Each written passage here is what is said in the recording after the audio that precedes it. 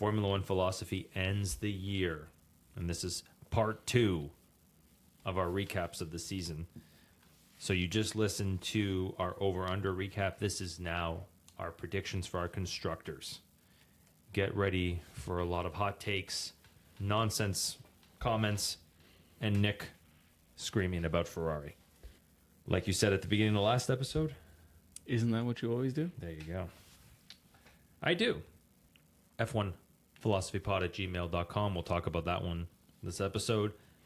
F1_philosophy at Instagram and F1 philosophy at YouTube. I legitimately thought we could do our over-unders in 10-15 minutes. How long did it take us, Nick? It took us close to an hour. Yeah, that's not bad. Not bad at all. For us, actually, that's really good. This is a Christmas-adjacent podcast. Merry Christmas to everybody. Happy holidays, as Sean said last one. We hope you are celebrating and listening with your family. We hope this is on at the dinner table instead of politics discussion where you're all screaming at each other. I hope you are screaming at each other because of stuff I said, not because of stuff that's going on politically. Let me rephrase that. Instead of getting into arguments over politics that we can't impact, I hope you're getting into arguments about which one of us is right. Yes. Yes, and if somebody gets really mad and puts a knife to somebody else's throat over politics, that's ridiculous. But if someone puts a knife to somebody's throat because they're defending Sean over Nick, is that bad? As long as no one dies and no one goes to jail, Disavow. I think we're in the clear. Disavow. Sorry. You should disavow that, what I just said. Jesus, I might have to cut that out legitimately. Anyways, Sean, let's start from number 10. So we'll do what we did last year. Who did we say? You'll say who said what for number 10, and then what was actual, and then we'll make a quick comment. Okay. So I need to actually pay attention here because that's not how I have it written down. But that's fine. So you don't have the actual, No, I have everything here. Okay. Okay, good. We're good. Don't worry. I just have to pay close attention. All right, cool. So, number 10. I said Sauber. Mm-hmm. Yeah. Everybody said Sauber. Yeah. And there was a point there where we legitimately thought Sauber was not going to be anywhere near the bottom. Yeah. I think at one point they were in 6th place, were they not? Well, so at the beginning of the season, people forget Alpine was up there for a bit when not a lot of points had happened. Sauber just got that 1-point finish up until Spain, was sitting on 6. Mm-hmm. Sauber was at the bottom. Alpine was actually pretty decent for a bit. Well, Pierre Gasly was pretty decent. And it looked like everybody was just going to run away from Sauber. It was basically by Hungary, I think. Hungary or Netherlands, they were in a respectable position. Oh, no, they occupied 6 for a while. Yeah. Sauber, yeah. It was the last little flurry from Haas, and actually Aston Martin had a huge comeback. Yes, which annoyed the crap out of me, but they were close to 9th, I think, right before. If they hadn't done what they did in Abu Dhabi, they would have been in 9th. Yeah, actually, that's a good point. Yeah, I think it was Las Vegas. They legitimately looked like they were going to finish 9th. Yes. Yeah, and that would have been nice. But yeah, I'm just trying to say your Sauber prediction was not that bad for the first little while, and it was the consensus opinion. Yeah, and I said it in the prediction, like that car just looks terrible. It looks too soft. Like, why would anybody design a race car that's that soft? I've revised my opinion on it after watching the season, and it's an interesting take, and I'm excited for next year for them. I'm not. I have a feeling the engine might hurt them. We'll see. We'll talk about that. We'll talk about that next year. The only reason I said they wouldn't finish last is because I was going off of a trend there. So every time in the last 5 years or so, every time someone finished last the season before, they didn't finish last the next season. They actually got a bit of a bump. And that's what I was going on. Okay. And I think oh boy, let's just get this over with. Now, who did I say would finish last? You really want to hear it, Nick? It's just, I know what it is. Let's go with it. Racing Bulls. Yeah. Yeah. Who finished? Not that. Definitely not last. My thesis is that they were going to be fucked with. That was wrong. Yes. Red Bull decided to fuck themselves instead of the sister team. Yeah. So that was wrong. Who actually finished 10th, though? Alpine. And in hindsight, does it not seem fucking obvious that that was going to happen? Like, actually think about this. We knew going in they had the slowest engine, a rookie driver, and someone who was a hothead and overrated in Pierre Gasly. With Briatore. I would say Gasly was actually the standout for them. He was good. No, I'm not saying he had a bad season. What I'm saying is... Gasly, to me, Gasly was not part of the problem at all. No. They're 15 horsepower down, Yes. which 15 horsepower when these things have 1,000 doesn't sound like a lot, but it's massive. It's 3/10. Yeah, easy. Yeah. The chassis was unchanged from last year, so the chassis was actually pretty decent, but you can't overcome a 3/10 deficit. No. More on that next year. The fact that we started off with Flavio Briatore and Oliver Oakes leading this team, and very promptly, Oliver Oakes disappeared. And we're still not sure why. Go look at our Instagram for more on that. Oh. The posts that were posted at the time. Oh, yeah. We did talk about that, didn't we? Yeah. Something very suspect happened there. But we'll wait for the documentary on that one. 10 years from now. Yeah. Yeah. Yeah, but this team is just...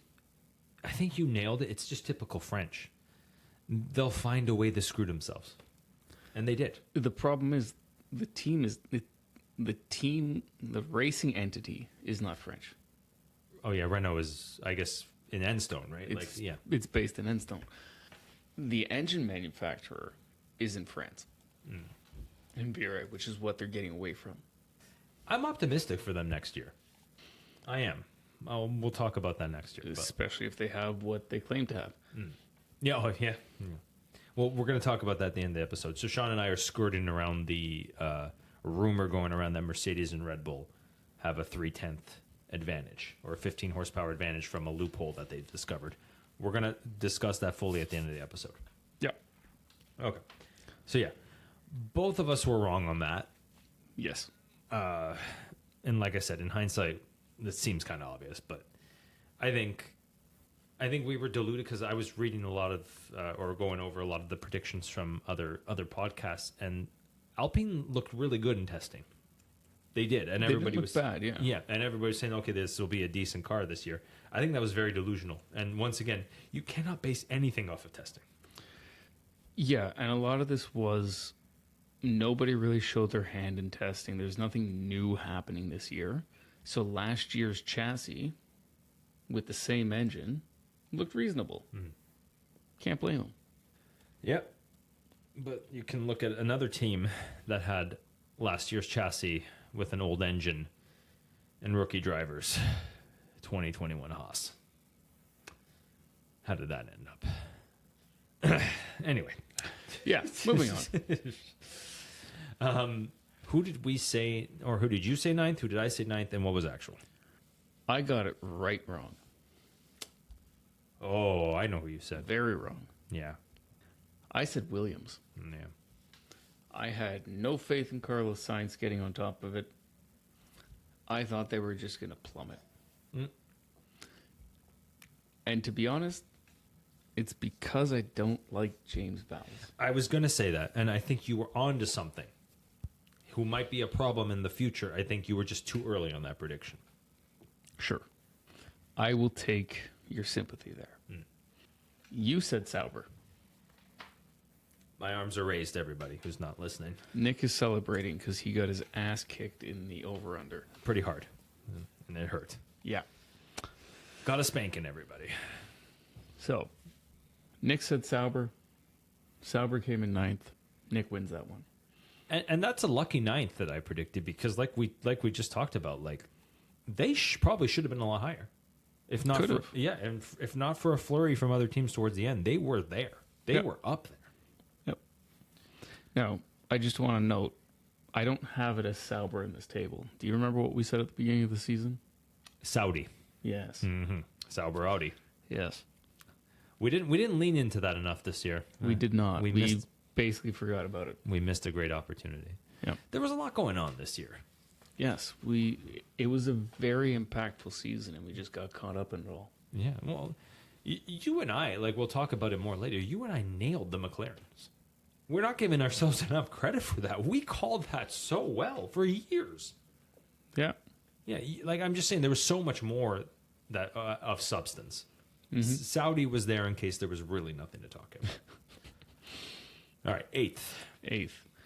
I said Haas. Damn near. I think you got that right? I got that right. Nice. Yeah, that's a good prediction by you. What did you say, Nick? Who did I say? Let me think about this. Oh, I said Alpine. You did say Alpine. Yeah, And that was wrong. that was very wrong. It was. I remember saying in the predictions, I say this could be worse, but I don't. Famous last words. I said they can't be that bad, can they? Yes. Yes, they can. Yes, they can. You know what this means? Neither of us got 10th place right. Yeah. Well, 10th place is hard to predict. 10th and first are very. Historically, it hasn't been. No, that's what I was saying. Like every other year.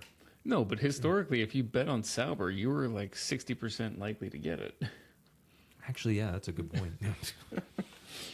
And I don't mean to speak ill of Sauber because I have an affinity for Peter Sauber and what he's done with that team since '93, I think it is. 93.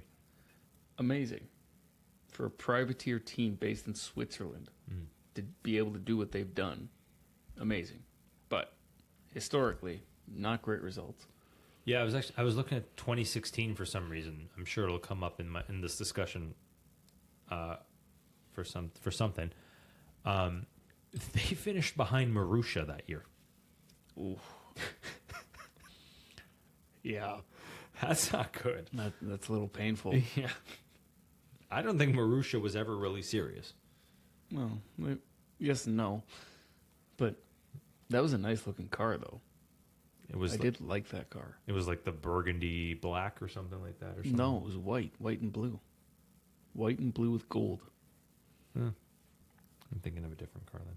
Or no, sorry, I'm wrong. That is the predominant. I think that was with Felipe Nasser. That is predominantly blue with white and yellow because they were sponsored by the Brazilian bank. Oh my God! How do we not know that one? Banco something. I know what it. Okay, Yeah. Anyways, yeah. But eighth, you nailed it. I think I overvalued Haas, if I'm not mistaken. Yeah. Oh fuck yeah! You overvalued Haas. Yeah. Well, let's get to that. What was seventh for us? Seventh, we both had Aston Martin. And Aston Martin finished seventh. And Aston Martin finished seventh. Wow. So, the way I've structured my table here, apparently after Silverstone, I was bored. So my table has your prediction, my prediction, and then the result as of Silverstone, which is just shy of halfway, I believe. And then the actual. So, come Silverstone, they were in eighth. So they did improve. I remember now. And once again, this is probably alcohol related. We did do a mid-season recap, and we called Uncle on some of these, didn't we? You did. I think I refused to. I called Uncle on Alpine, if I'm not mistaken. It still doesn't matter. I still fucked this up completely. Yes. And we don't have enough listeners holding us accountable for us to care. So you heard it here first, listeners. Next year, Nick wants you to hold us accountable. Please. Some of you are, and I really appreciate your comments. Yes, there's a couple of loyal followers on YouTube that routinely poke us about stuff, and we appreciate it. Yeah. They mostly tell me off for my baseless takes, and they should do that too. Yeah. I'm just going to say, if it's more than just me getting on you about your baseless takes, maybe the problem is you, Nick. It's me. Hi. Will it change anything? No. There we go. Yeah, The only regret I have about this is that it wasn't worse for them. Yes. Because I think you nailed it in 2024. $140 million a year on these two drivers. No, it's stupid. It's nonsensical. Yeah, we'll see how next year goes. I'm That not. can't be how much they're paying. Well, just you mean we mean the budget cap. You were talking about the budget cap. Oh, like you're building a yeah, car yeah. for these two drivers. Yes. Okay, I understand what you're saying. It's ridiculous when you think about it. Yes, absolutely. Yeah, I'm not too optimistic about them next year. I am, but maybe we can get into that when we talk about engines. Yes. Okay. All right. Who do we have for 6? I had Alpine, which was strictly based on what we saw in testing. Yeah, that's a swing and a big miss. Yes. That's Joachim Phoenix and Sainz. He just swings at everything. He just swings away. I get the reference. I don't know that anybody else does. I think our listeners have talked to us or heard us enough that they know what I'm talking about. What did you guess, Nick? Let me think about this. Oh, I said Haas. You did say Haas. I relied on Esteban Ocon, and I'll never do that again. I legitimately will never do that. I don't know why you would have. It was my vendetta against Hulkenberg. I said anybody who replaces Hulkenberg is going to blow Hulkenberg out of the water. And you know what? There is one person who is worse. And the lie detector detected that was a lie.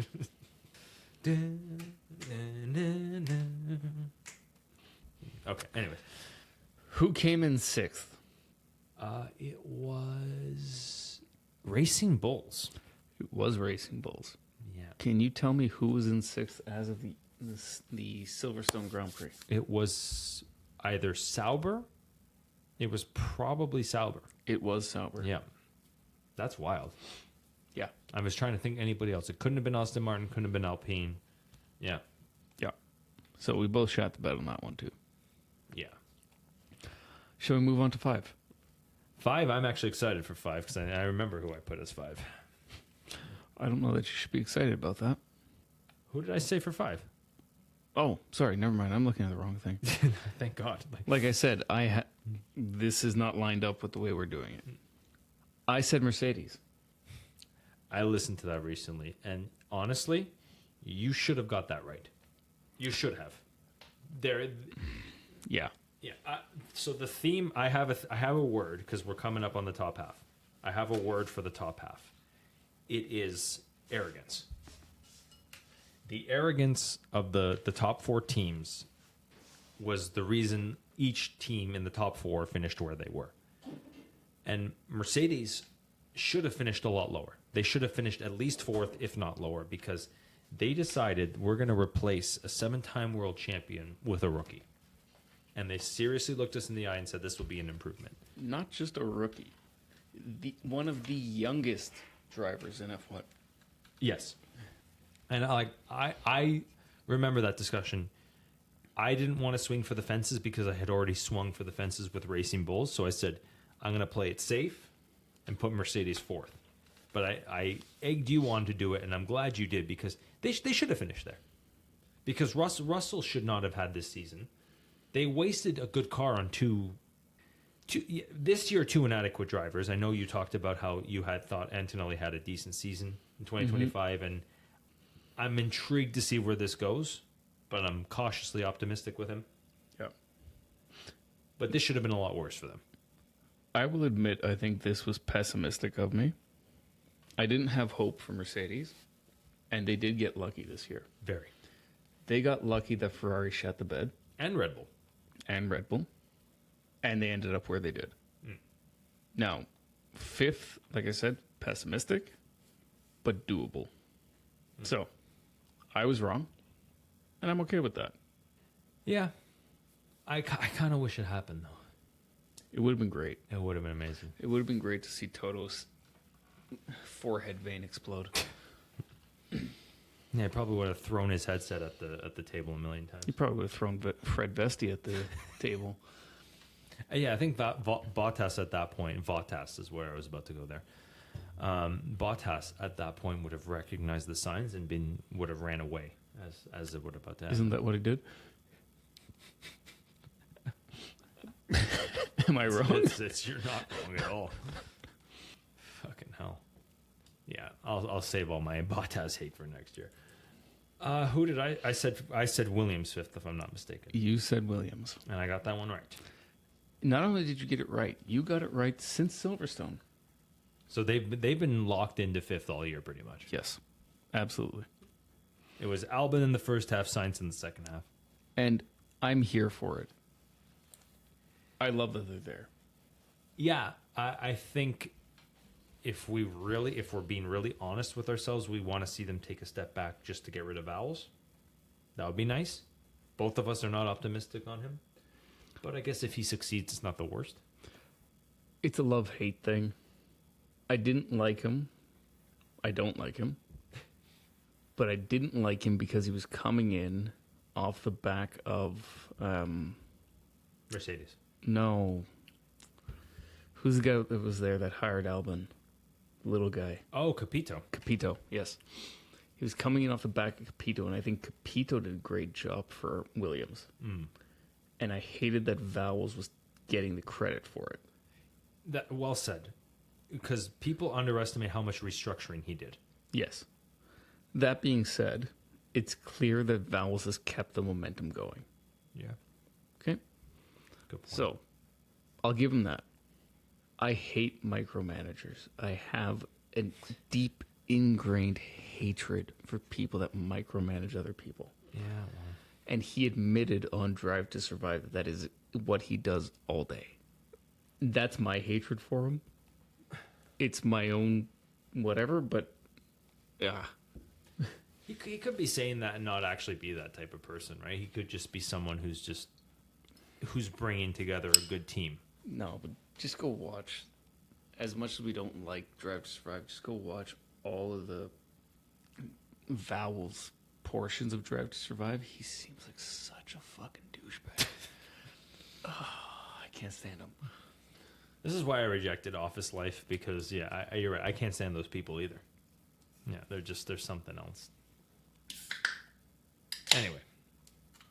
Yeah, I guess there's not much else to say about Williams. They're on the right track. They have a good engine supplier. They got a driver who, I don't know if you saw this recently. It's been making the headlines around Formula One media. He was on the radio almost double. I think it was 90 hours in total. Talking about science? Yeah, science. Yeah. So almost double than anybody else on the radio. So it just goes to his need to constantly perfect his car.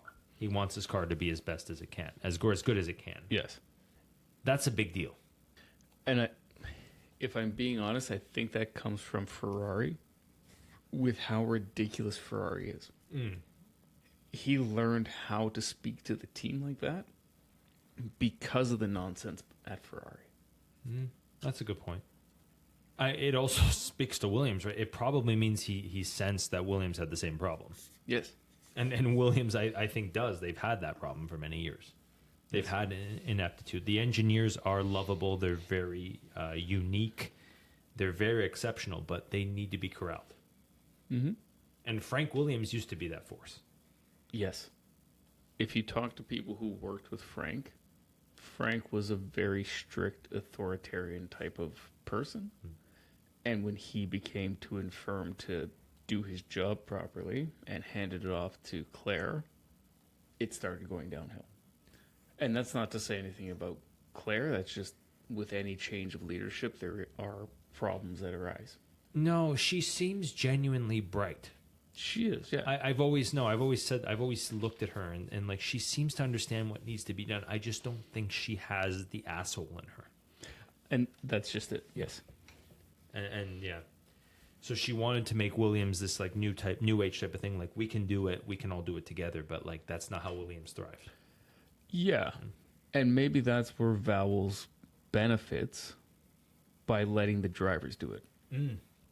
First time in their history. Yeah. Yeah. Because they've turned Alex Albon into an asshole. Yeah. I'm sure he's still a perfectly pleasant guy, but on the radio, he is not the same person he was. Well, he is encouraged. Yes. Yeah, Vowles says that, yeah. Yeah. He needs to work on his, I think you nailed it, his longevity. Yes. All right.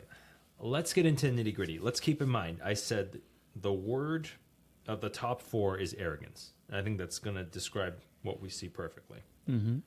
Who did I say would finish 4th? Mercedes. Easily could have been. I think only 60 points separated Mercedes and Ferrari and Red Bull. Realistically, this is where they should have been. Yes, Yes. absolutely. Ferrari shut the bed. More importantly, it's a shame to say Yuki shut the bed. Like Red Bull would have finished second if he got 50 points and he got third. Yeah, it's very disappointing. They should have finished 4th. Yeah, I said Mercedes. Who did you? You said a great prediction that should have happened. Looking back, I said Racing Bulls. let's give context. Because you should have been right. Yuki should have been there all season, and Hadjar should have been there all season. Because Liam should have been left to... Rotten hell. What have I been saying all season? Liam should have been left to sit in it. Yes, I know it. I chose a different set. Sit in it. Yeah, they should have. Red Bull valued him. They believed he was the best. A lot of people theorized that they demoted him to save his career, but it didn't seem to help that much. Red Bull doesn't care about the drivers that much. Yeah, 2 races? Are you fucking serious? you don't learn anything from 2 races. Yeah. No. He should have had at least half a season. Mm-hmm.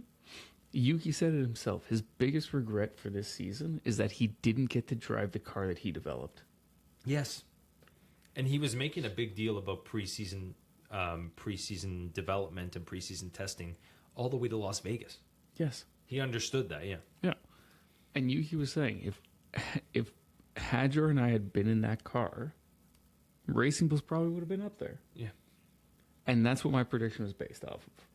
Yeah, I think we both hated Hadjar, but I think you predicted Yuki would get like 200 points. And I don't know if he would have gotten that, but it would have been interesting. But for a rookie to jump into that car and to do that good, Yes. I genuinely think Yuki is at least on par with Hadjar. He's been in the sport long enough and he's developed that car. He feels comfortable with that car. It's not the Red Bull, and we talked about this in preseason, right? Everybody was worried about, the 2 teams are now closer together. They're going to have the same car. Yeah. No, because the drivers don't want that.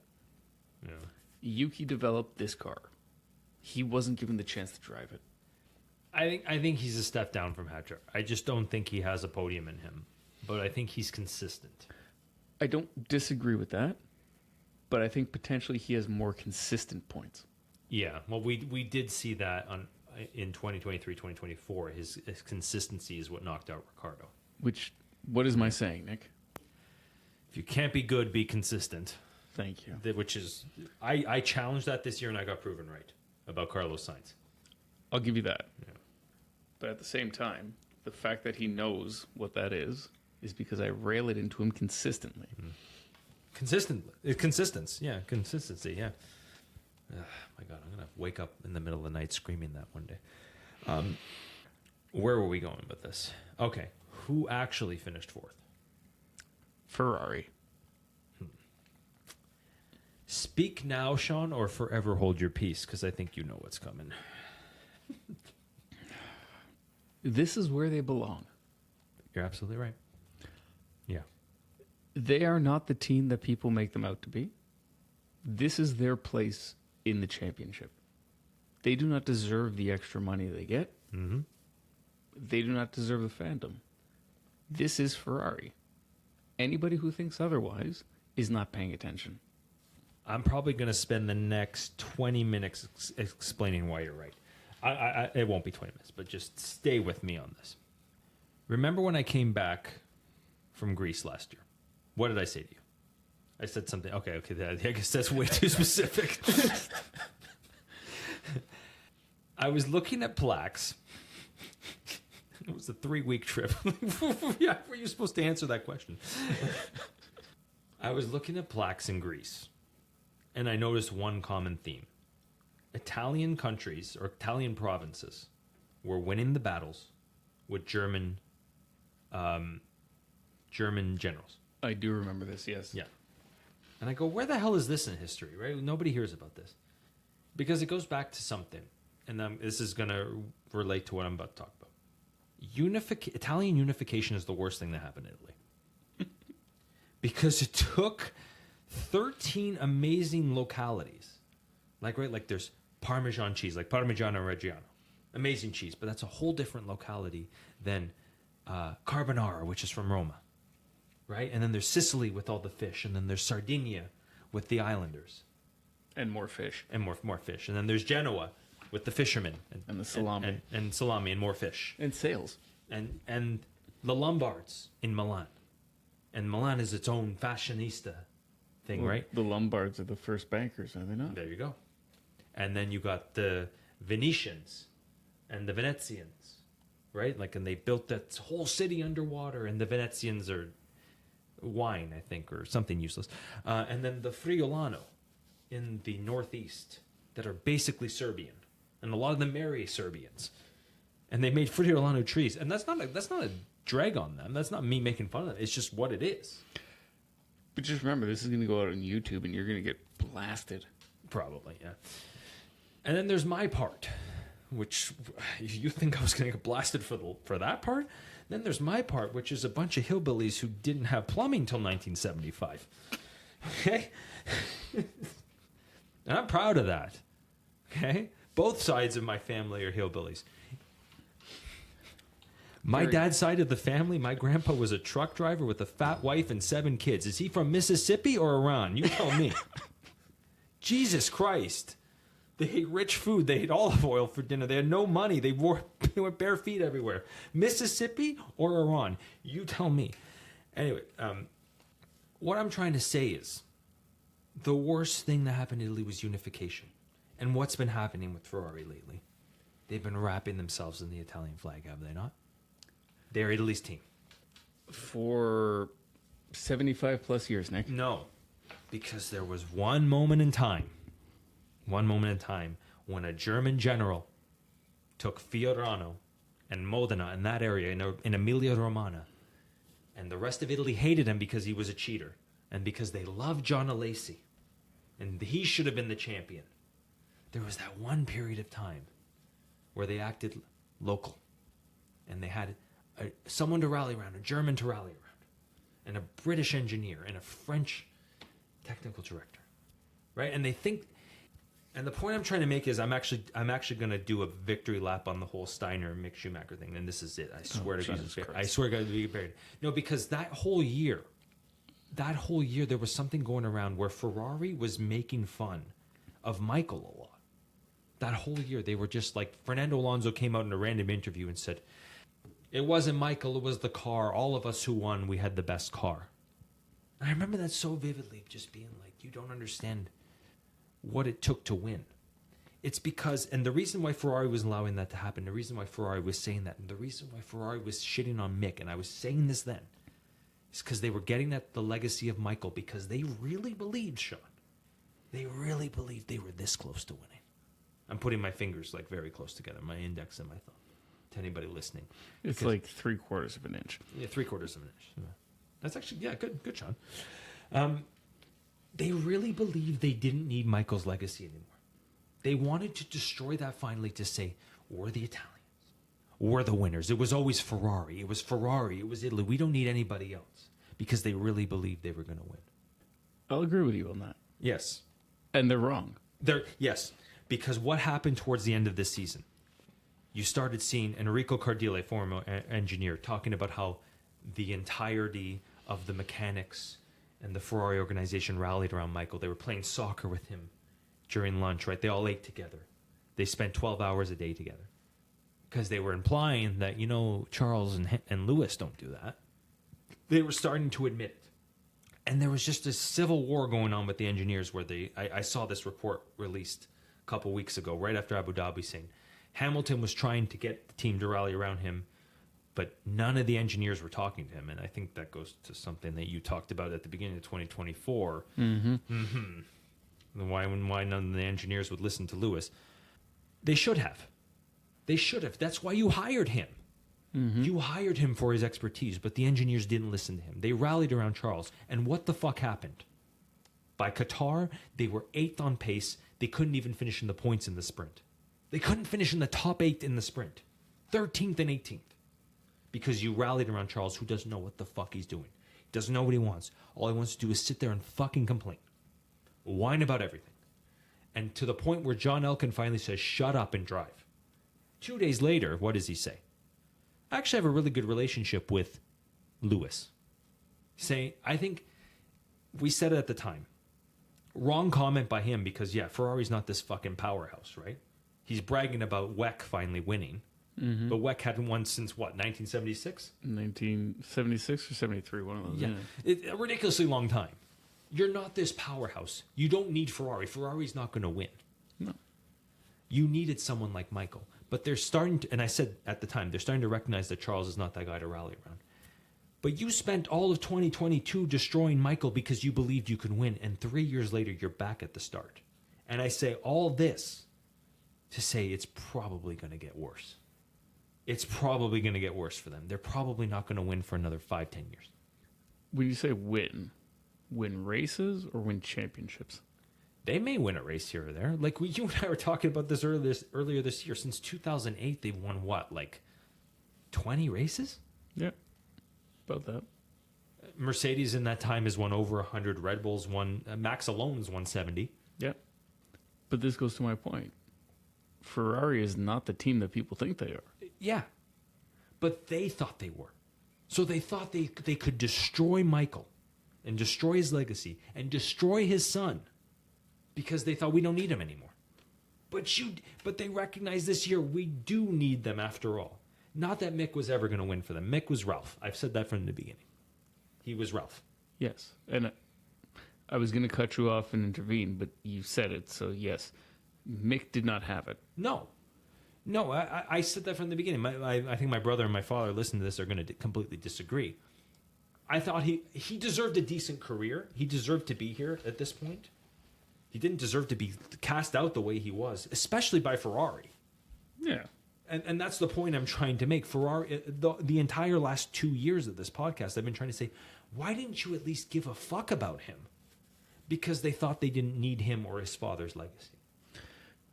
But this is something that... So I work for a German company. And a lot of the guys I work for are racing enthusiasts. And we have this same conversation. And we always come around to the same point. Mick is trading on his father's name. It's not that Mick is not good. Mick is a very good racing driver. Some of the stuff that he's done in WEC with Alpine is very good. He's now in Indy. And we'll see what he does. It's where he belongs. Yes. Yeah. It is where he belongs. He should have gone there in 2023. Yeah. Like you said, he is Ralph. He is a very competent racing driver. But he is not a world champion. Yes. So, good point. Because the point I'm trying to make is, all they had to do was pay homage to Michael, and their karma probably would have retributed them a championship by now. I think by destroying Mick, they destroyed themselves, is all I'm getting at. That's what I'm getting at. Because Mick was never about Mick. Mick was Ralph. Mick was their way of getting at Michael, who was in a coma. And they could never really get at him. I think I understand what you're saying. I don't know that it's coming across the way you want it to. Maybe. There's a lot on my mind. I'm trying to get it all out in a scattered formation. Yeah. Ultimately, what I think you're trying to say is if they had endorsed Mick, not necessarily as the next Michael, not necessarily as the next Charles, but endorsed Mick as, hey, he's got talent. Put him in the right situation, like Behrman, and he can do a thing. You supported Behrman, you're right, and look what Yes. happened. Yeah, he won every step of the way up. He didn't want to use his father's name. Ferrari encouraged him to, because he wanted to be Betched, his mother's maiden name. He did. Ferrari encouraged him, say, hey, we can market it, right? Mm-hmm. But he actually won things. But I don't even care, because like I said, he wouldn't have won anything for them. He wouldn't have been that guy. But I think just by the arrogance of believing you didn't need Michael anymore and destroying him for 3 years later to come back and be like, oh, Michael did all this and that's when we were winning. Shows how far off they are, how far gone they are, and how they may never come back because of that. Mm-hmm. To the point where I talked to you and I said, I regret Michael ever going there. It was an amazing part of human history, but at the same time, he could have had an easier life. Let's look at it from a multiverse standpoint. Alternate universe, Michael stays with Jordan. I was thinking about that the other Does day, too. Jordan ever become Force India? No, they're too successful. Do they win 5 consecutive championships as Jordan Grand Prix? No, there's not enough money. How so? The apparatus that was Ferrari was rich enough that Michael could do what he did. Ah, fair enough. He wouldn't have had Jean Todt. He wouldn't have had Ross Brawn. Exactly. He would have eventually won something with Jordan. He would have won a championship. Absolutely. Yeah. Yes. Did he win with Benetton? He won 2 He won 2. Okay. with Benetton. Yeah. But he had Ross Brawn there. Right. That's where he met Ross Brawn. That's the rest is history. Yes. Okay. So I'm thinking of it incorrectly. Because yes, Jordan got him into the sport. Yes. Benetton got him winning. Yes. So same question. Replace Jordan with Benetton. If he never leaves Benetton, that's a good question. That's a very good question because there was a lot of money there. Yes. I don't You know. had Flavio. You had all the support. You had everything. And you have Ross Brawn. And for those that don't know, Benetton, correct me if I'm wrong, Nick, Benetton is still Enstone. It is currently what the Alpine team is. Sort of. Yeah. It's the grandfather. It's 2 generations. Sure, but it's Yeah. still the team based out of Enstone was Benetton, is now Alpine. Yes. Yes. Yeah, because they eventually bought Renault. Yes. Renault bought into Benetton. Yeah. Whatever Oh, it yeah. was. Actually, you're right. I think it was Renault that bought Benetton. Yeah. That's a good question. Actually have never thought of that question. I thought that Michael would always leave Benetton in my head. And I think he goes to Williams. So let's say he has no desire. He just wants the best car. He wants to be Senna or Prost. He goes to Williams in 96. Because he'll always spite Damon Hill in my head. He would always want to Your head is a wild place to be. They had a rivalry. So he'd be like, you know what? I'll win with that car after 95. Well, look what happened with Senna. Senna thought the same way. Williams was falling off. Oh, no, they weren't. You're right. That's a good point. So then maybe he stays at Benetton 96 and waits to see what happens. Benetton definitely does not win 97, I think. Either Williams or McLaren wins 97. But this is the philosophical part of the discussion. If Schumacher doesn't move, he's there with Braun. So if Schumacher doesn't move, Braun doesn't move. And you have 2 of the 3 key players. Is Jean Todt that much of an influence that it tips the scale? No. Right. Because Briatore would have been that guy because he wants to win at all costs. And as much as I hate Briatore now, I think at that point, that's what the sport needed. Yeah. So Benetton probably wins out, or at minimum, Benetton is a force. Yes. And you have at that point, Senna is dead. Mm-hmm. You have Hill, you have Alesi, you have Berger. Prost, still Berger. So you have a lot of the big names, but out of all of those, Michael I think is still the best. At that time, yeah, he was the youngest and genuinely really good. Nobody but McLaren Mercedes wins 98. The question Yes. is, would Michael have gone to McLaren Mercedes? But that's a Newey design with Hakkinen and Coulthard. Coulthard, yeah. Yeah. Whoever's at McLaren Mercedes for 98 wins that title. Yes. And that's the question I always posit, is that would he have gone to McLaren at that point? And if he doesn't go to McLaren, he goes somewhere where he can try and beat them. But let's not complicate it. The question was if he stays with Benetton. Forget about where he could have gone. If he stays with Benetton regardless, if he pulls a Hamilton and spends 10 years, does Benetton come out better and stay more or less the team that it is and get the same success as he had with Ferrari? It bankrupts Ferrari because they were Italian. And Michael would have gone full gung-ho to compete with McLaren. And he doesn't do that with Ferrari. Right. Great question, Sean. And where does that leave Fernando Alonso? At Minardi, Mm-hmm. where frankly he belonged. Yeah. Which, in an alternate universe, could have seen him as a Toro Rosso driver. Wow. And that's what he always wanted. He wanted to partner Max Verstappen. He might have got his wish that way. Could you imagine a 30-something-year-old Alonso next to a 17-year-old Max Verstappen and no Carlos Sainz? Yeah. It's amazing how like little decisions create the world we have. It's butterfly effect. All right, I think I got what I wanted to say. So, do you hear me? I'm sorry to Mick Schumacher if you ever listen to this. I'm sorry to Gina, not Gina. What's Karina? Karina. Yeah. I've been defending your son because I understood that it was Ferrari that was getting at your husband, right? And I understood that was Ferrari trying to shit on the legacy. But they've come to realize how important he is. Your son is where he is now, and you guys made a lot of mistakes. Why the fuck did you put your son in the lion's den with Gunther Steiner in 2021, who hated him and said he hated him the entire time? It's a lot. Like you've said this before, management mistakes put him where he is. Yeah. And it's something that I wanted to talk about at the beginning of the season, but we never got around to it. Outliers. Mick Schumacher is not an outlier. Michael Schumacher was an outlier. Yeah. Mick is not. No, yeah, because Ralph is not an outlier. Ralph won 6 races, and Ralph had a lot of talent. So did Mick, but No, but that has nothing to do with it. Becoming an outlier implies that you're at the right place at the right time and you have the means to do what you can. Having a very wealthy family and a very wealthy name in racing and being able to provide that for Mick doesn't make him an outlier. It's actually a handicap in a sense. in the minds of Formula One, yeah, they want excuses to hate him in that sense. Yeah, Not even. He's had everything afforded to him. He hasn't had to actually work for any of it. He hasn't been in the right place. This wasn't what Michael had. Yeah. Michael actually had to work for it. yeah, but Mick, like just to be devil's advocate, Mick did earn it too. He did I'm win not saying he things, didn't yeah. earn it. Yeah, he I'm did not win. saying he didn't earn it. He won every step of the way. He absolutely did.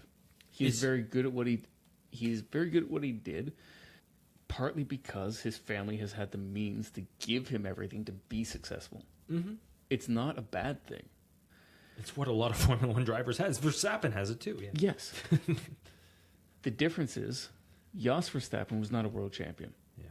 So he sat back and he saw every mistake that he made. Mm-hmm. And he said, well, fuck this. I'm going to beat the shit out of my kid. Literally. I'm going to load his go-kart with lead. I'm going to leave him in a fucking truck stop bathroom. Yeah. Yeah. And look at what we have. Yeah. A very emotionally scarred, but successful F1 driver. Everybody put him on suicide watch or shooting up a mall watch when he retires. I swear to God. No, I will say the 2025 Verstappen is a very emotionally mature Verstappen. And I think it's finally because he's come to terms with what that trauma has done to him and where he is and the fact that he's now a father. I will say, being the father of a daughter, you do learn to calm yourself down. And I think you saw that, yeah. Yes. In him. His reputation went up dramatically this year. He went from like just the guy who had the car to like he's world renowned now. Yeah. And Sebastian Vettel even came out and said it this year as well. Like, the scary thing about Max Verstappen is that as long as his career has been, he's still getting better. Yeah. There is no end. Like, Vettel admitted when he went to Ferrari, he was on the way down. Yeah. I'm gonna challenge that because I don't think he was on the way down. I think, like his idol Michael, he saw it as a rite of passage that he had to overcome. Which And is that the changed him. fallacy of Ferrari. Yes. Yes. So it put him on the way down. Well, he still had a lot of talent and a lot to give. Potentially. Yeah. Should have stayed at Red Bull. That's actually someone who definitely should have stayed at Red Bull. Yes. All right. We beat that to death. I just wanted to say that so I can finally say I'm tired of talking about Mick. I want to watch Indy happily this year, but he's out of this podcast from this point forward. This is not the first time you've said that. Sorry. Mick has been out of F1 for 2 years? 3 years. 3 years. Even better. Yeah. You're still talking about Mick. Like I said, it was to put a bow on what Ferrari saw this year. They realized what they needed. It's not Mick, but they should not have tried to tarnish Michael's legacy through him. It destroyed them. Anyways, that's it. That's what they got. I just want to put it out there. Who are Ferrari's reserve drivers? Joe and I don't know the second one. I don't know who the official second one is, but what happened to Robert Schwartzman? Yeah. Ferrari is absolutely abysmal at their young driver program. Mm-hmm. You have a washed-up, has-been F1 driver in Joe, and I won't shit on his record in F1 because he got there one way or the other, and he did a job. A job. Did a job. But you paid for people like Mick Schumacher and Schwartzman and Yeah. to get through, and the only one you've taken is Charles Leclerc. And now you have Arthur Leclerc, who's coming up, but there's no space for him. No. And he's not good. He didn't have a good junior career. No. Why bother? To make Charles happy, but Charles shits on you every 5 seconds. So ultimately, Ferrari is the place that drivers go to die. Yeah. And that's a feather in the cap of against the management of Mick again. You should have recognized that.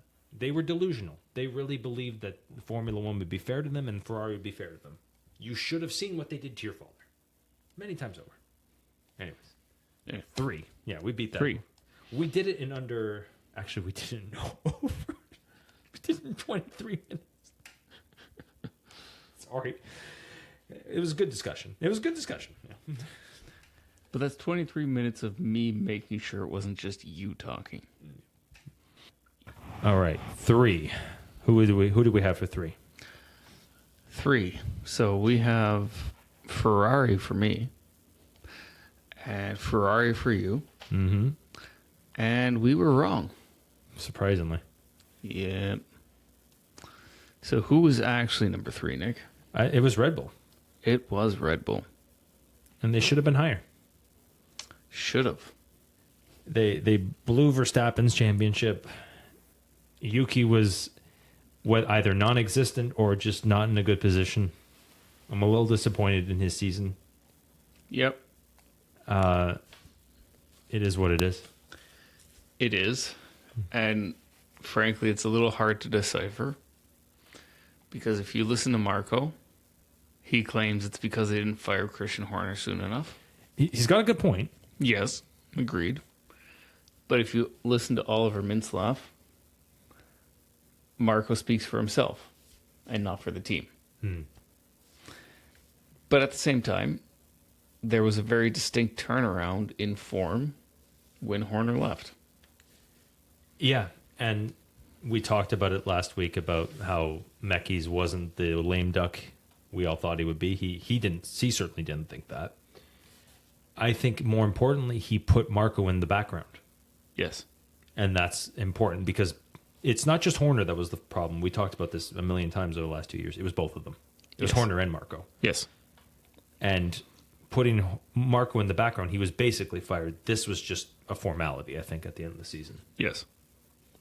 And I think a lot's been made of the relationship between Verstappen and Marco, especially with the if Marco goes, Verstappen goes topics. I think that's overblown. Yeah. And I think it's not so much that if Marco goes, Verstappen goes, it's that if Horner stays, Verstappen doesn't. Yeah. Because clearly what's happened was Mekis came in, went, this is how it's going to be. We're going to listen to Max, and it's going to be okay. Mm-hmm. And lo and behold, it was okay. Yeah. So it no longer matters if Marco's there. If Max gets what he wants, everyone's happy. Except for the number 2 driver. Yeah. But that's another story. Yeah, that's maybe with new regulations that'll change. And Isaac Hajar, that was a poorly said name. Isaac Hajar. Well, it depends on how you say it. No, it's Isaac Hajar. Because he's a French Arabic French? French Algerian. Algerian, yes. My dad thinks he's Coptic, which would be interesting. That's like ancient African. Ancient North African, sorry. I don't think he is, but okay. I don't know, yeah. I don't know. I'm just speaking out loud. Who the hell is Pierre Wache, their engineer? He's the guy that replaced Newey. Yeah, and he's a nobody. He's not a nobody. He's been around for a while, but he's been, let's say, relatively unknown compared to Newey, compared to Newey's equivalents in other teams. The point I was going to get at is he's actually pretty good. He just needed someone as a muse. No, I would disagree. He needed someone to put him in his place. Yeah, well, 6 of one, half a dozen of another. Yeah, I think you hit it in the last episode. Pierre Wache wanted to do things his way, and Horner was kind of leaning on that as well. And then Mekis came in and said, no, give Max what he wants. Stop thinking like an engineer, which I will admit I'm very prone to doing myself. Mm-hmm. All engineers are. Don't do what you want to do. Listen to the guy that's driving the fucking car. And, oh, look at that. The season turned around. Or, like I said, Max hit his Michael error, right? Like, give me what I need. Max was always in his Michael error. I think, like 2023, he was in his Senna era. Because we've deduced that he's a mix of both. Yes. And then he was in his Senna era where he was relentless. Like, that was the beauty of Ayrton Senna, is like, anytime he was on the track, he was going to terrify you. Mm-hmm. And that was Max in 2023. And 2024 was that transition. And I think this was his Michael era. Sure. And so, yeah, the whole reason I asked who was Pierre Wache, it's, yeah, you're right. He's a decent engineer. He's not that good. But he needed someone. You're right. I guess the better way to put it is to put him in his place. Yeah, and let's just be clear. When we say not that good, in regards to the greats of F1. Newey, yeah. So, clearly was able to do something with the car when told who to focus on when doing it. Mm-hmm. Yeah. I don't know if there's anything else to say there. It's a shame. It's a damn shame. They were 2 points from the driver's title again, and they were 19 points from second.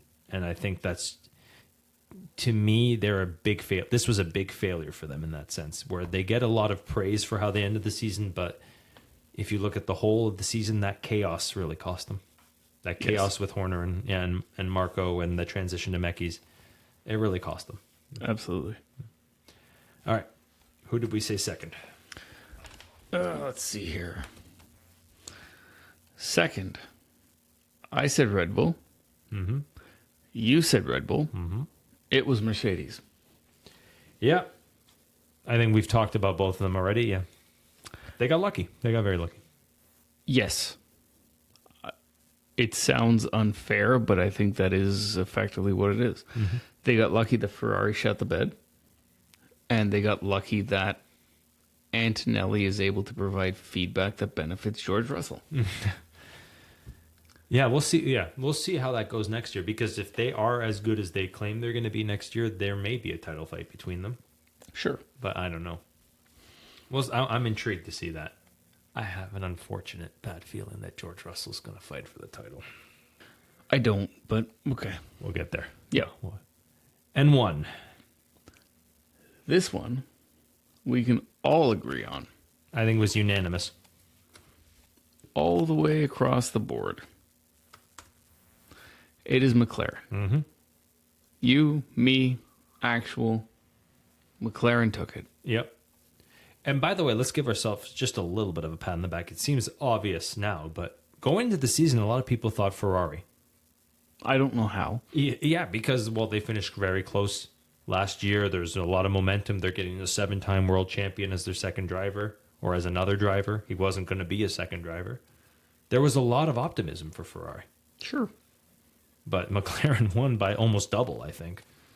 Well, let's look at it. Yeah, I think it's like 806 to 480 or something like that. It's 843 to 459. That is insane. It's almost 400 points, yeah. Yeah. That's arguably better than, well, no, it's not arguably better. It's categorically not better than Red Bull in 2023, but it's close. Yes. And they made a meal of it. Yep. They made a fucking meal of it, and not the constructors, but they made a meal of the driver's title that should not have been a meal. Mm-hmm. They ruined the reputation of Norris, and they might have broken Piastri. I don't think they broke Piastri. They did everything possible to break Piastri. I'm confident that he comes back. I hope so.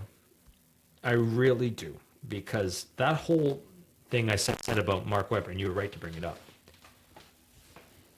It's like, it's if you become your heroes, right? Like, I guess Mark Webber's not his hero, but, or, okay, what's a better way to put this? You're the sum of your 5 best friends. If you're hanging around Mark Webber all the time, you might become him. You might become like him. And I hope not, because, there's one good thing going for Oscars that Mark Webber said this earlier in the season. I was old when I went for my title fight. Oscar's young. Mm-hmm. Let's hope that works in Oscar's favor. Yeah. So, with that being said, it doesn't bode well for Bortoleto.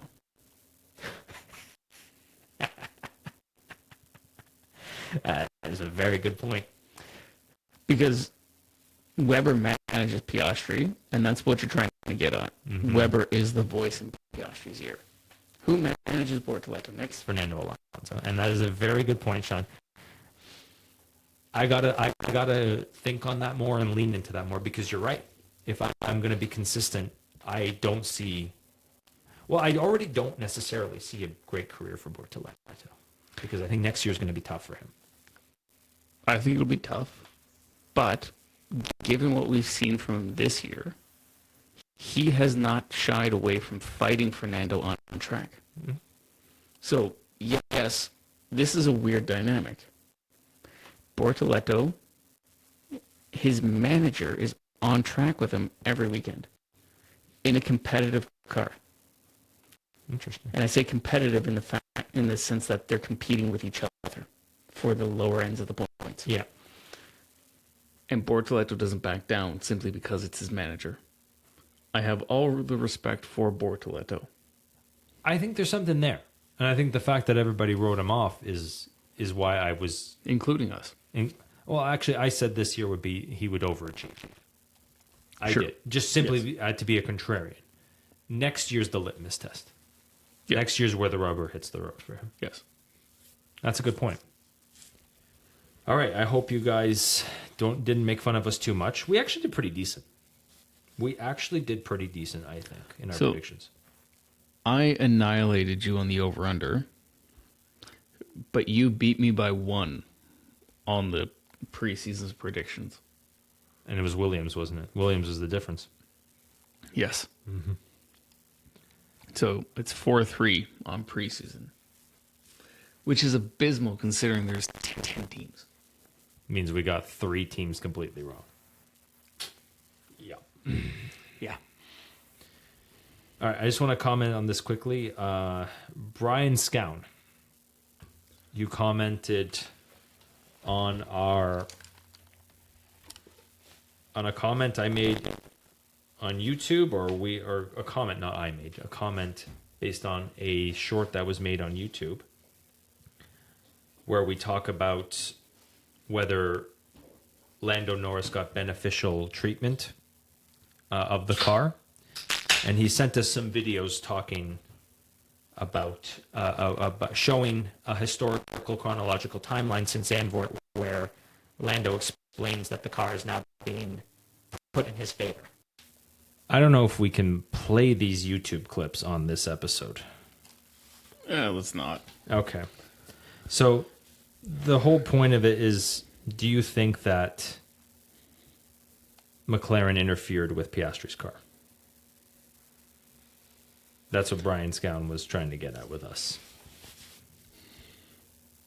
Okay. Is that a question for me, or do you want to...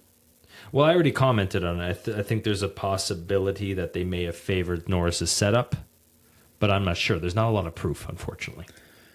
No, and this is the nonsense of... You mentioned it in a previous episode about Jos Verstappen making comments that Piastri's sliding more. Mm-hmm. It's the same thing we got in the Braun documentary, where Bernie Eccleston comes up and goes, "Oh, who says they had the same car?" Talking about Rubens and Jensen. Oh, yeah. Right? Stop this fucking nonsense. The car has to be the same.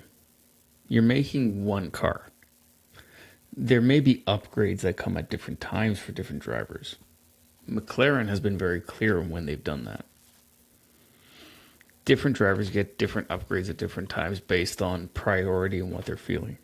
So I saw the comment. I told you about the comment because it was very clearly related to comments you made. Yes. And in general, I agree with him. Lando has come out and said, oh, the development of the car has gone one way and I want it this way and it's coming back. Whatever.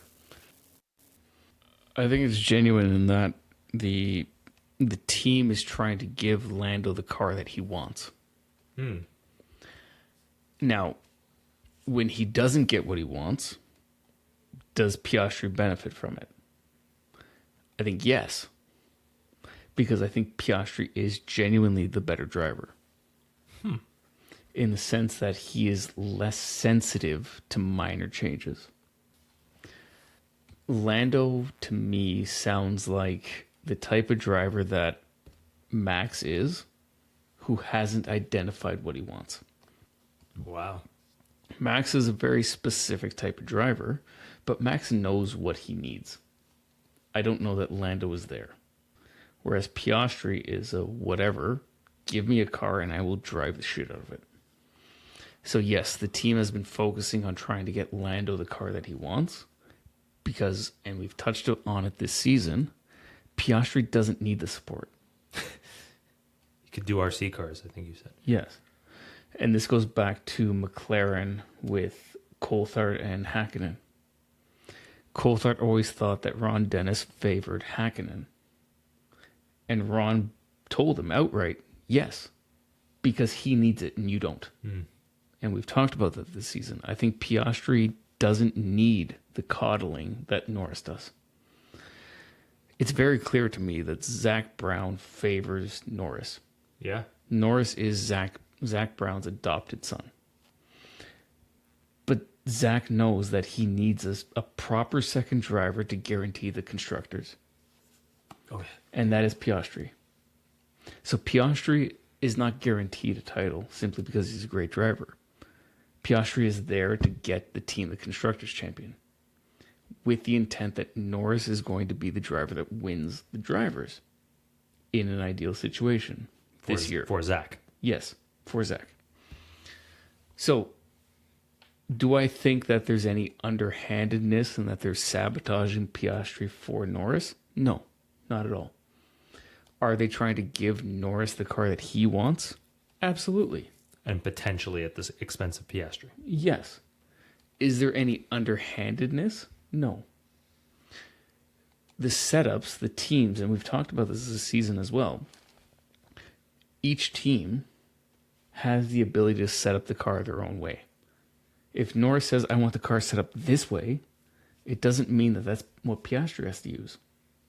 Yeah, there are upgrades and things that are going to affect the general performance of the car that cannot change between the drivers, right? If they choose a direction to go on the floor that inherently makes it more pointy, for example, and if that's what Norris wants, it may hurt Piastri. But Piastri has a bunch of tools at his disposal to be able to offset that. They can take wing out on the front, they can add wing in the back, they can change the style of rear wing, they can change the style of front wing, all to suit his own preferences. Right? Just because Norris wants it one way doesn't mean Piastri has to agree to it. Right? Even if an upgrade comes in, if Piastri doesn't like it, he doesn't have to use it. Right? So I don't think there's anything underhanded that they're doing to undercut Piastri. I think they are favoring Norris in upgrades, but at the same time, I think Piastri has the ability to overcome the bias. He just may need to learn more. You just blew my mind in the sense that they actually are equal drivers, but neither knows exactly what they want. I wouldn't agree with that. Okay, well, because you said Piastri will drive the shit out of anything, and he's a better driver. You're right. Yeah, I think he is a better driver. But Norris could be better if he knew what he wanted. Yes, That just blew my mind. That's making me think about 2026 completely differently. and I think potentially it's a byproduct of Norris being part of the McLaren team for so long. Yes, definitely. going through Fernando and Sainz and now Piastri And Ricardo. and Ricardo in two very different types of cars and not being able to find what his style is. Right? He's very clearly a talented driver, Yes. but I don't know that he's refined in a way that makes him understand what makes him a good driver, which is arguably the same problem Ricardo had. Ricardo was a great driver, proven by his performances at Red Bull. But after leaving Red Bull, what happened? Couldn't find what he wanted. Limited success at Renault, no success elsewhere. Yeah. Yeah, you just blew my mind with that. It's funny, too, you bring up Ricardo. Zach Brown admitted, like, if you look at it from a timeline, if they just kept Ricardo, they would have been in a much better position in a sense that they still win the Constructors and Norris is the clear number one. And there's none of this nonsense. And nobody hates them. And Zach Brown admitted it. He's like, I took it all out on Daniel because he represented everything that was failing at the time. Really, he just needed to fire Andreas Seidel. And that's what he admits. He admits Andreas was the problem. They were celebrating a 14th that Ricardo finished at the French Grand Prix in 2022. And he's like, this is not what we want. Yeah. And if you look at it, if they kept Ricardo, they might be better off. Not because Piastri's better or worse. He is better. It's just there's none of this nonsense. I don't know that they'd be better off. I think they'd potentially be worse off because, and I hate to say this because Ricardo's younger than you and I are, but Ricardo was too old at the time. Yeah. He's a year younger than us. Yeah. We're fine. We're not too old. We're not crying. I'm going to think on what you just said because I had a whole thing going for 2026, but you've changed my mind. Brian Scown, I hope that helped answer your question. All right. I got to get moving. So talk about the engine loophole. Yeah, so you're talking about the loophole that was raised this week between Mercedes and Red Bull, who apparently have found a way to get more power. Mm-hmm. So what I've read today is that, as we know, Red Bull has been hiring people from Mercedes to work in the powertrain department. Allegedly, one of these people came over and spilled the beans on something that Mercedes was doing. This year, the compression ratio of the powertrains has gone from 18 to 16.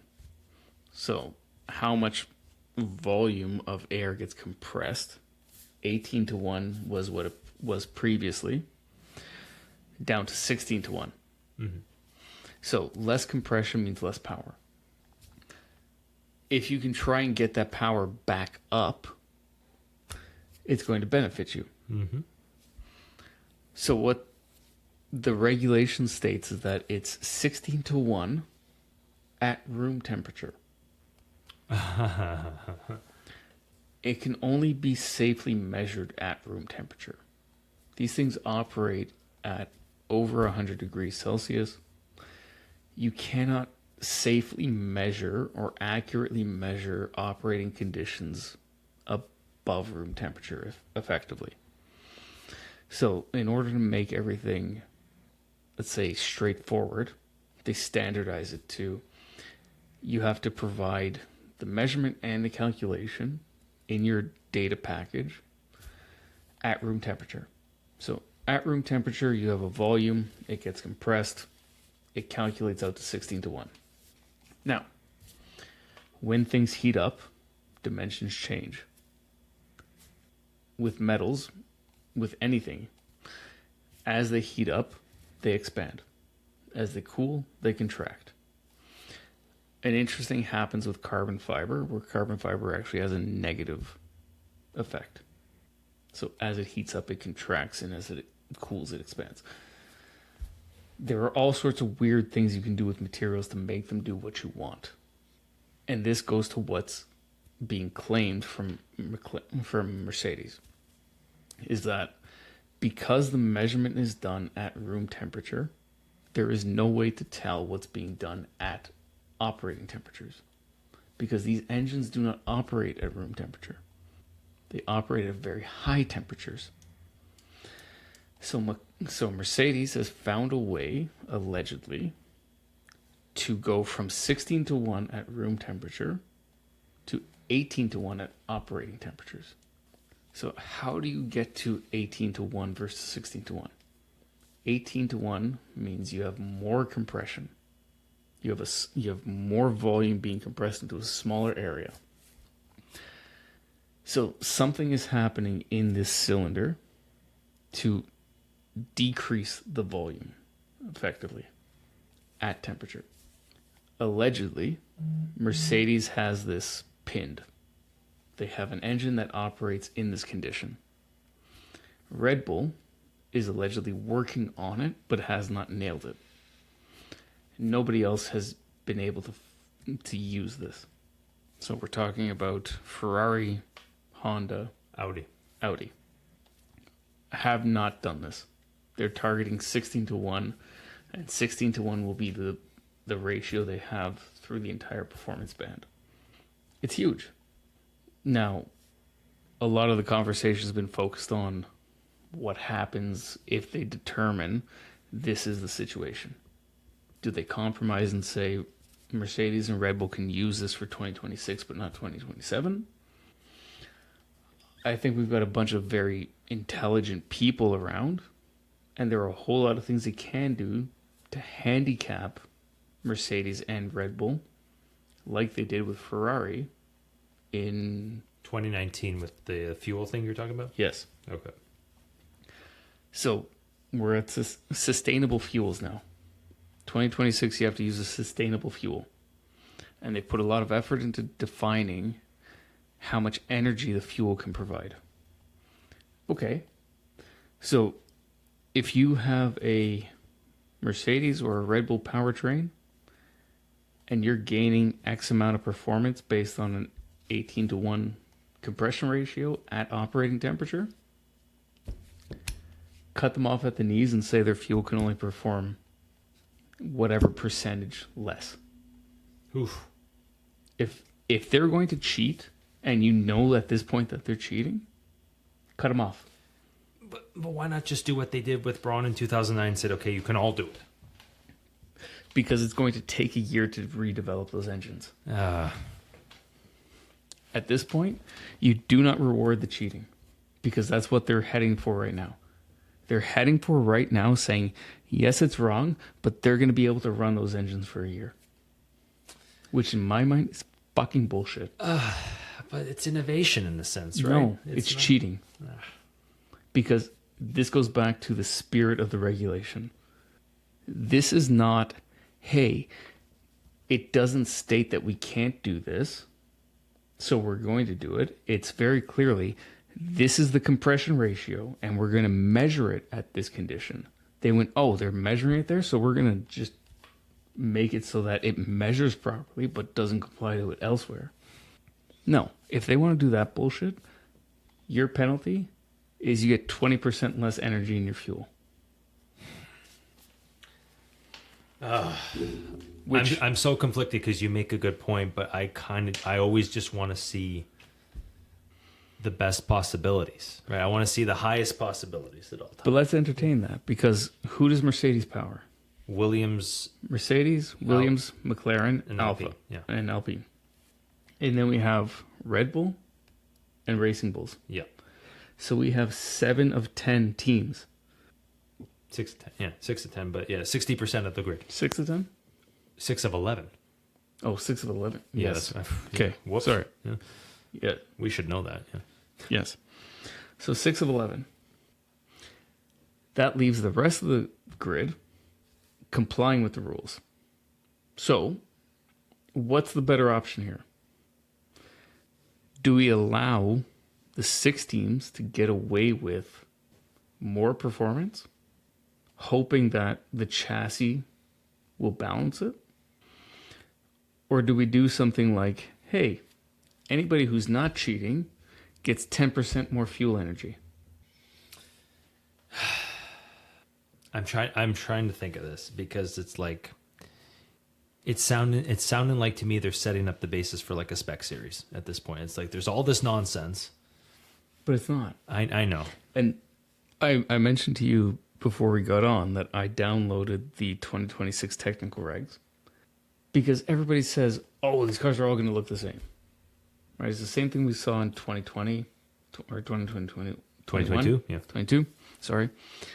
It's the same thing we saw in 26, the same thing we saw in 2014. Yeah. Every time there's a reg change, oh, these cars are all going to look the same.